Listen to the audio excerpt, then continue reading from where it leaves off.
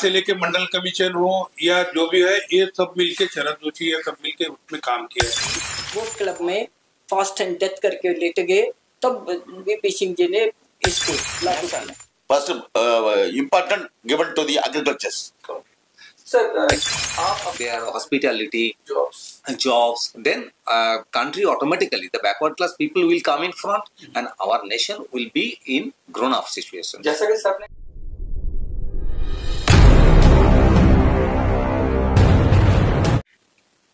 National union of backward classes SC/ST minorities एक इतना बड़ा संगठन, इतना पुराना संगठन, कहते हैं कि 40 साल से भी ज्यादा हो गए, 1978 में बनाया हुआ 46 में। और चौधरी ब्रह्म प्रकाश जी जो पहले चीफ मिनिस्टर थे दिल्ली के, उनके जरिए ये जो शुरू किया गया था। आज आप जो प्रेस कॉन्फ्रेंस कर रहे हैं, तो मैम आप प्रेसिडेंट है, पहले तो आप अपना परिचय दीजिए और बताइए कि आज प्रेस कॉन्फ्रेंस में आप क्या कहना चाहते हैं। मैं गीता नेशनल प्रेसिडेंट हूँ और चौधरी ब्रह्म प्रकाश जी के साथ 1986 से ऐसे secretary of national union of backward classes के काम करते थे और 80 तक national union of backward classes था। 82 में तमिलनाडु में, चेन्नई में, पेरियार रामास्वामी तेडल में बहुत बड़ा कॉन्फ्रेंस हुआ था। उसमें schedule caste, schedule tribes and minorities को जोड़ा गया।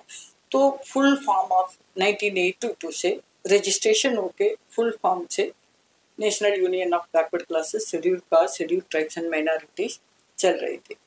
उसके बाद चौधरी ब्रह्म प्रकाश जी जब थे, उस टाइम में बड़े बड़े यूनियन मिनिस्टर्स सारे लोग इसमें मेंबर्स थे। इसमें खास तौर पे कर्पूरी ठाकुर जी भी उनके घर पे आते थे, जाते थे, सीनियर वाइस प्रेसिडेंट थे। और रामविलास पासवान जनरल सेक्रेटरी थे इस पे, और के वीरमणि पेरियार मूवमेंट का वो इसमें सीनियर वाइस प्रेसिडेंट थे। और DP Yadav Bihar union minister, वो भी इसमें जनरल सेक्रेटरी बन के थे। और कई दिग्गज लोग इसमें अभी जिंदा है वर्किंग प्रेसिडेंट श्री S स्वर्ण कुमार और प्रोफेसर जसवंत सिंह। जो भी रजिस्ट्रेशन हुआ उस रजिस्ट्रेशन में ये 2 लोग अभी हैं, बाकी सारे चले गए। इतना बड़ा संगठन है, इतना बड़ा पुराना है, इतने दिग्गज आपके साथ हैं, क्या लगता है कि जो मैंने आपसे जब बात की तो आपने बताया कि मंडल कमीशन को भी जो सलाह देने वाले संगठन में से आपका नाम आता है।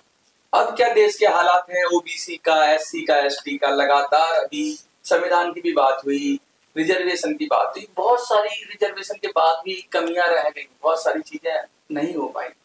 तो क्या लक्ष्य है आपका आगे इन सबको करने के? तो पहले जो टाइम चौधरी ब्रह्म प्रकाश जी के टाइम में मूवमेंट को चलाना बड़ा इजी था, अच्छा भी था। क्यों?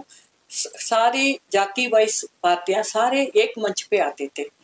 अब चौधरी ब्रह्म प्रकाश जी धीरे धीरे हर जाति वाइज इन लोगों ने रजिस्टर करके अलग अलग बट गए। जैसे अंग्रेजी डिवाइड एंड रूल चाल हो गया, उस प्रकार के हो गया।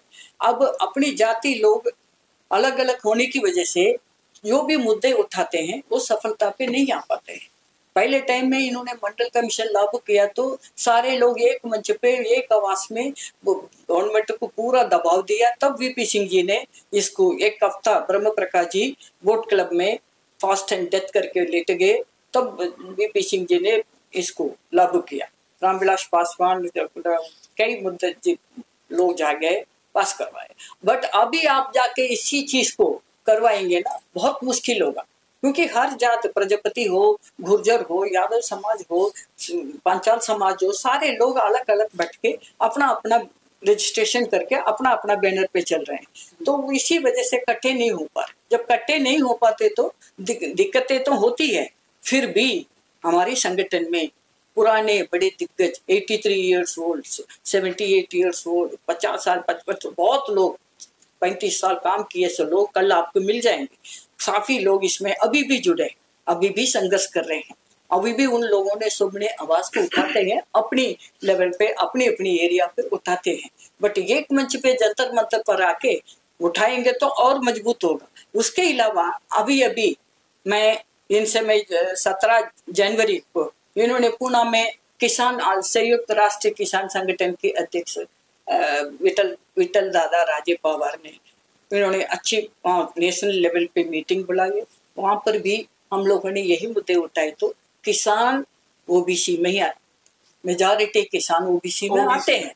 अब इन दोनों मिलके हम, अब किसान कितनी आवाज उठा रहे हैं, उनकी बात सुनाई नहीं जाता है, तो हम सारे मिल जाएंगे, हम दोनों इकट्ठे मिल जाएंगे, अब इनकी आवाज जरूर सुनाई पड़ेगी, गवर्नमेंट को मजबूर होकर करना ही पड़ेगा। सर, आप तो पत्रकार भी रहे हैं जैसा आपने कहा, और महाराष्ट्र से हैं जहाँ तक मुझे पता लगा है, अन्ना हजारे मूवमेंट और बहुत सारी चीजों में आप जुड़े हुए हैं और किसानों की बात मुखरता से उठाते हैं, कई सारे संगठनों में आप हैं। क्या कहना चाहेंगे आप, कैसे ले जाएंगे आगे जो मैम का विजन है इनको साथ में लेकर? बिल्कुल सही है, आपने बताया कि मैं अभी 16 संगठन से मैंने जुड़ा के काम किया अन्ना हजारे जी के लिए। सबसे पहले हमने शरद जोशी जी के साथ में लास्ट 46 ईयर से, और अभी जो हमारा एनयूपीसी संगठन है ऑल ओवर इंडिया, मैंने जानकारी ली, सीनियर प्रेसिडेंट वगैरह सीनियर सब लोग हैं, इन लोगों से मैंने सब ये किया, तो पता लगा कि ये संगठन जैसे कि 1979 में चौधरी ब्रह्म प्रकाश जी दिल्ली के प्रथम मुख्यमंत्री रहे, यहाँ से लेके मंडल कमीशन हो या जो भी है, ये सब मिलके शरद जोशी ये सब मिलके उसमें काम किया है।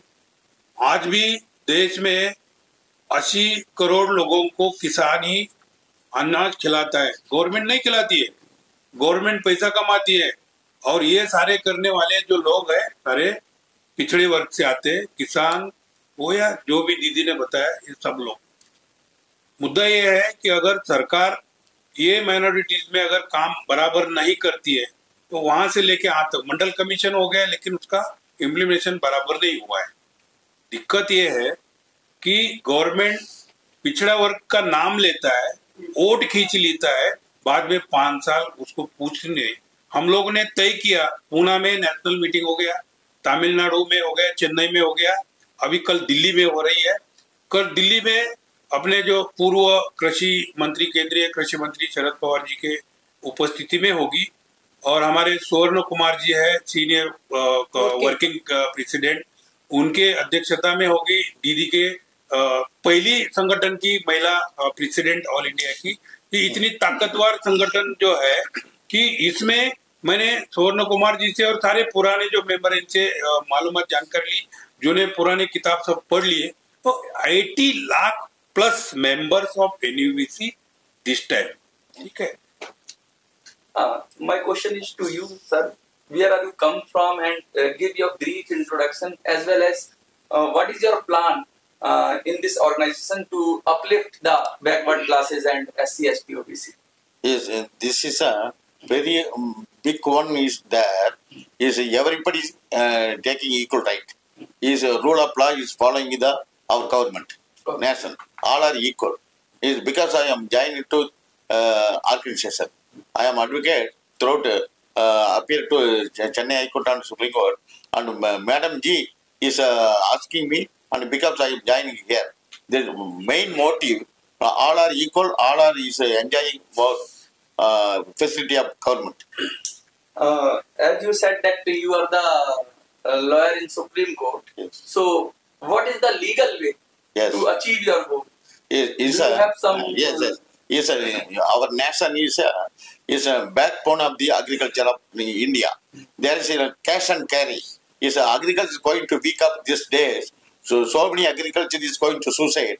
Because the control of the government of India is a cash and carry. Milk is sale on immediate cash, immediate, and also is a sugarcane is sale immediate cash to agriculture.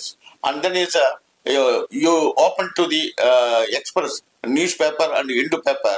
First page is gold is 1 gram some price. Is all things is material, but is man is having to stomach for food. Food production of this our agriculture is not go to back because of our agriculture, our country of nation first important given to the agriculture. Sir, आप अपना परिचय दीजिए, और जैसा कि कल का programme है थोड़ा उसके बारे में मैं आपके पास आऊंगा। मैं कल के प्रोग्राम के बारे में, कल चौधरी जो ब्रह्म प्रकाश जी हैं उनकी एक पुस्तक की बात भी हम बात में करेंगे। सबसे पहले आप परिचय दीजिए और किस तरीके से संगठन का जो मोटो है, जो ध्येय है, उसे आगे बढ़ाएंगे। जी actually I am the eastern region का जनरल सेक्रेटरी है, तो actually there is a lot of scope. तो basically most of the Indian population, the backward class peoples are और the poor peoples are maximum. तो India is a agricultural land, is a fertile land here. तो we are if we are focus our attention on agriculture, and we hope so there is lot of ample of scope. Basically the poor peoples, those who are giving the dedicated service from the very beginning of the human society. So I think if you focus our agricultural production and its direct to market supply chain, and then our country will be grown up, and will be in the one of the leading universe country in India. I hope so the backward class people will come in front and they will get more and more facilities. And from our NUBC, ये संगठन के तरफ से हम लोग चाहते हैं कि जो वो लोग जो पिछड़े वाला जो आदमी है, वो लोग का फैसिलिटीज चाहिए, मेडिकल फैसिलिटीज, एजुकेशन फैसिलिटीज चाहिए. उसका संरक्षण से भी ज़्यादा ये जरूरत है अभी, जो वो कैसे फैसिलिटीज मिलेंगे.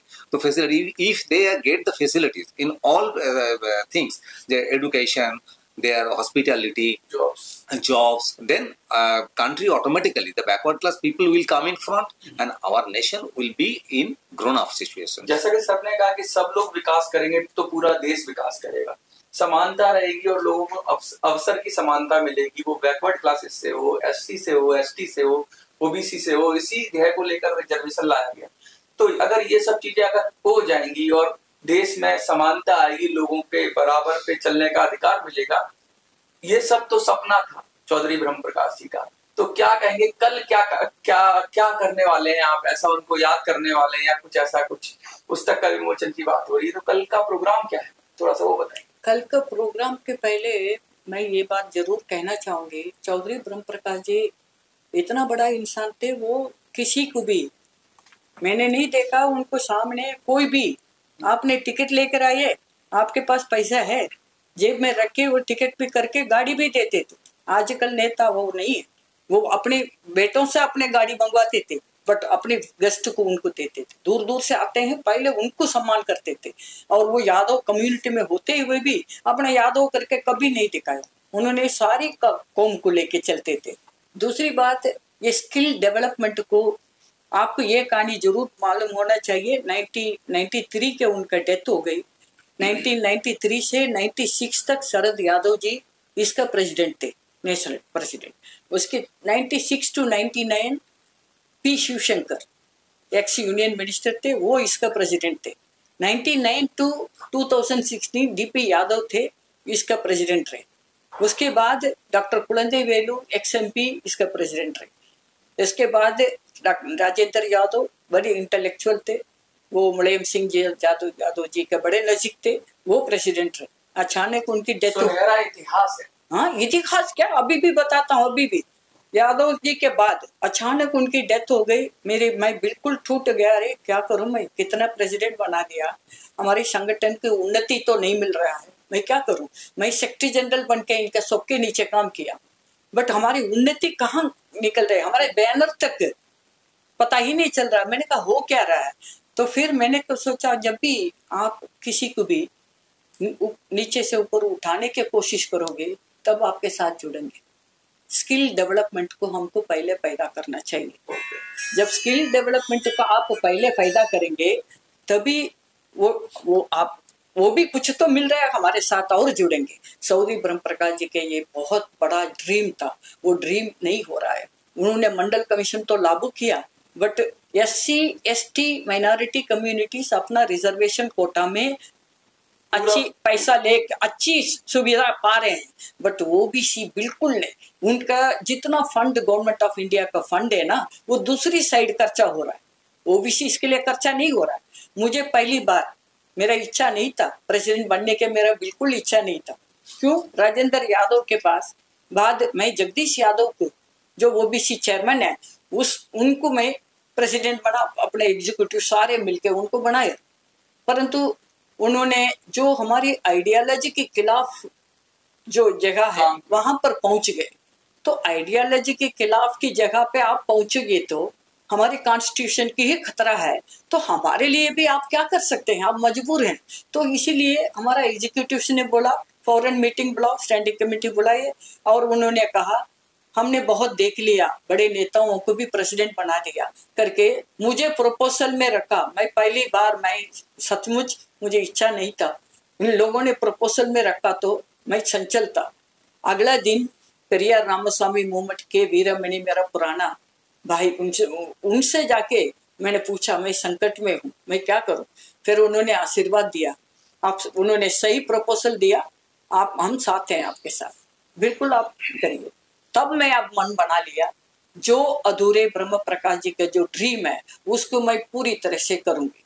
मेरा प्लान ये है, ये भी मैं बता दूं, सारी स्टेटों में महिलाओं को एम्पावरमेंट मुंह से बात करते हैं, दिल से कोई भी नहीं चाहता है, तो मैं टेलरिंग सेंटर पहले खुलवाऊंगा सारी जगह में। उसके अलावा दूसरी मेरे प्लान है कंप्यूटर सेंटर।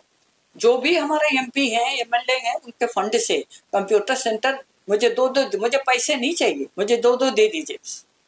उससे मैं लड़के जो पढ़ के काम नहीं सो कितना परेशानी है, उनके लिए मैं उनके करूँ। तीसरी मेरी मेन एम है कोचिंग सेंटर करूँगा, चाहे वो छोटी लेवल हो वो बड़ी लेवल, कोचिंग करके बच्चों को एजुकेशन देना हमारा धर्म है, हमारा पुण्य है इस पे। तो मेरा ये 3 एम तो मेन है। और जो मुद्दा नेशनल लेवल पे उठाएंगे, फर्स्ट कास्ट वाइज सेंसस सर्वे, सेकंड क्रीमी लेयर को ये करना है, कास्ट वाइज सेंसस सर्वे, तीसरा है महिला रिजर्वेशन बिल। मुंह पे मारे जैसा नाम के लिए बोल के चाप के दिए ना, मैं मानूंगा ही नहीं इसमें। रिजर्वेशन कोटा के साथ ये पॉलिसी के लिए आएंगे तब इस चीज को हम मानेंगे। 3 मुद्दा इधर भी रखा है डेवलपमेंट, स्किल डेवलपमेंट के लिए, 3 मुद्दा मैंने लड़ने के लिए भी रखा हूँ। साथ साथ मेरे किसान भाई लोगों का जो संकट वो झेल रहे हैं, उनके साथ उनके भी मुद्दे लेके चलेंगे। बट इसी पूरी बातों के लिए हमारे ऑल ओवर इंडिया सारे लोग आ चुके हैं और अभी भी आ रहे हैं। तो कल के मीटिंग में हम लोग सारी प्लान करके हमारे आगे के फ्यूचर क्या होगा, कैसे करना है, हम इसको किस तरीके से झगड़े को ले आना है, तो वो हम प्लान करके करेंगे। जो नहीं करेगा हमको उतारने भी आता है।